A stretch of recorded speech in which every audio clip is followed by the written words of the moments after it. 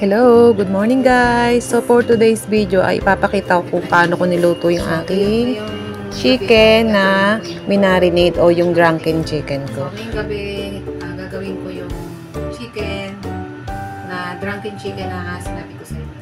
So ngayon gumagawa muna ako ng pumpkin soup. So dito nagsasalang ako ng tubig para sa pasta, sa spaghetti.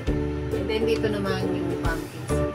So dito rin malinis na yung aking salad base. So 4:30 is nag-start na akong magluto.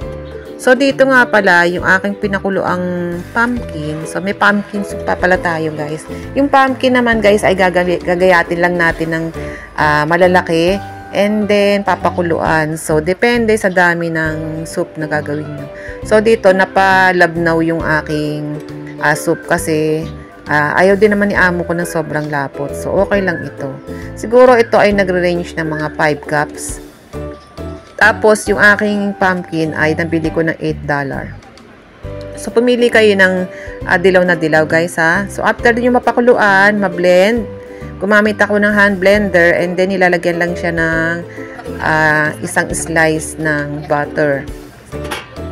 So, after nyan, ay hinanda ko naman yung aking iba pang mga ingredients or iba pang mga recipe. So, ito naman guys yung aking pinaka-vegetable. So, syempre, combination dito ng meat, vegetable, and soup. So, for today ay spaghetti and chicken. So, ang katerno ng spaghetti at chicken ay salad.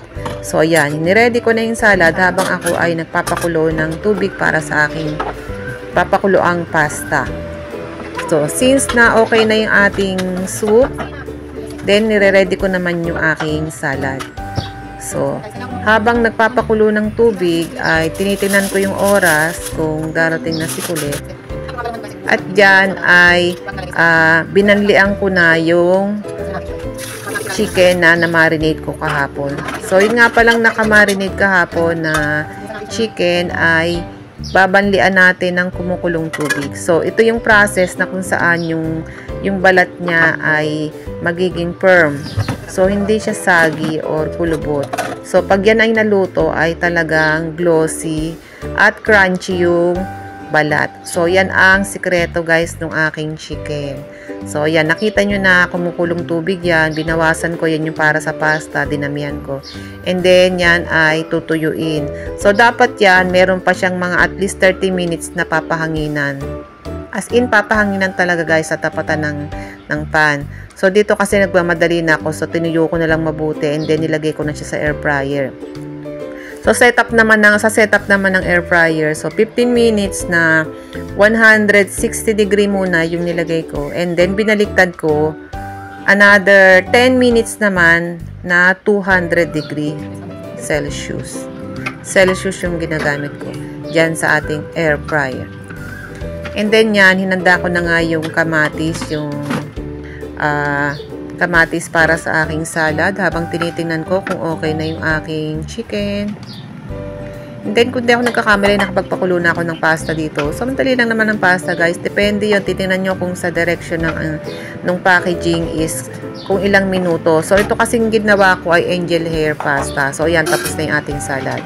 Angel hair yung ginamit ko. So, 3 minutes lang po yung aking pagpapakulo. So, masyadong mabilis. Nilagyan ko lang siya ng asin at konting oil. So, ayan, tinignan ko dyan na si Kulit. Sabi ko, parang umu-order sa restaurant kasi narinig ko, sabi niya is, Cheche, kain na ako. Ayan, diba? Pandalas na ako lalo dyan. So, itong video natin, naka-fast forward na po. So, para naman mas mapabilis tayo. So, ayan, binabaliktad ko na yung chicken dito. So, inalis ko nga pala yung, tawag mo dyan, yung pinaka-layer ng aking nakalimutan ko ng tawag dyan guys, aluminum foil. So yung foil inalis ko na kasi para mas mapabilis yung pagluluto kasi nga is hindi makapag-circulate yung hangin sa loob ng air fryer. So andyan na yung aking customer, nagmamadali na kakain na raw siya kasi meron siyang online class.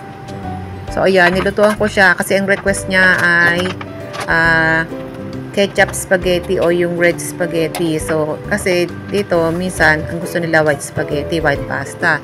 So, ito, gusto niya, napatikim ko kasi siya ng tomato spaghetti. So, ayan lang naman ay lalagyan ko ng ham, and then canned ham, and then meron siyang tomato sauce and ketchup. So, ganyan lang kasimple. And then, nilagyan ko rin siya ng chicken stock, at nilagyan ko ng cream, at nilagyan ko rin siya ng keso. So, ganyan lang kasimple guys. Tinimpla ko ng konting asukal at asin yan kasi nga ba para mabalance yung ano. Kasi nagustuhan niya yung sweet and sour natin na spaghetti. Pero yung amo ko ayaw. Yung lalaki na kain, yung babae ayaw niya. So, ito ay para kay kulit ko lang, 1 serving lang. Then, after nyan, ay isa-serve ko na. Luto na yung ating chicken. Yan na po. Hati sila ng nanay niya dyan, takalahati sila. Tapos kami naman ni Sir ay hati doon sa isang kalahati. So, 1/4 na chicken bawat isang tao. So, yan na guys, yung aking spaghetti para sa sarili ko kasi yan yung truffle sauce ang ginamit namin. Yun na yung ating soup at yung salad. So, yung chicken ko, hindi ko muna niluto kasi nintay ko si among dumating dahil 7 o'clock pa siya kain. So, ayan guys, nagliligpit na ako dyan kasi nga naman ay matagal pa darating yung amo kong dalawa yung mag-asawa, mamaya pa sila kakain.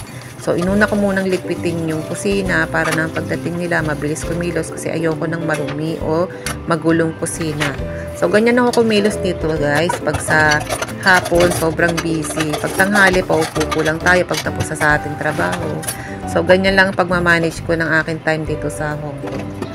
So, kung kayo ay OFW dito, kailangan meron kayong time management.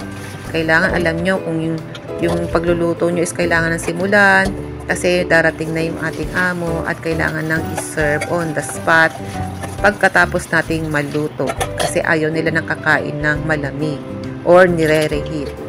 So, every time niya na cooking yung aking video ay nire-remind ko kayo kasi yan po talaga yung kanilang tradisyon dito. Nakain sila talaga ng bagong luto at hindi ininit lang at malamig na pagkain. So, yun lang guys. Padalas na ako dyan. Nakita nyo naman. Tengkoy na ako dyan. So, syempre, naka-fast forward naman kasi yung video natin para umiksi.